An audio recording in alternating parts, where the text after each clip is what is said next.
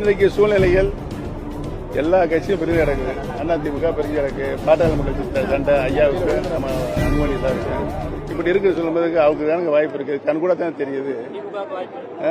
திமுக ஏன் வாய்ப்பு இருக்குன்னு சொல்லணும். நீங்க எல்லா எதிர்கட்சிகளும் பிரிஞ்சு கிடக்குது.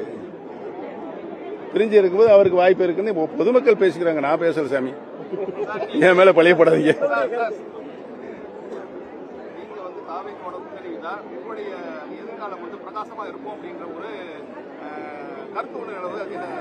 யாருடைய வாழ்க்கையும் அரசியல் வாழ்க்கையும் பிரகாசமாக இருக்கிறது என்பது மக்களுடைய கையில் இருக்கிறது. உங்க கையில என் கையில கிடையாது. சொல்லுங்க. அப்புறம் கூட்டணி அமைகிறத பத்தி பேசுறாங்க. இப்ப நீங்க தாவேக்கோட நீங்க இணைஞ்சீங்கன்னா உங்களுடைய எதிர்காலம் பிரகாசமா இருக்குன்னு யூடியூபர்கள் சமூக வலைதளங்கள்ல பரவிட்டு இருக்காங்க. நீங்க சொல்றீங்களா? உங்களுக்கு என்னுடைய நன்றி, வாழ்த்துக்கள். வாங்க.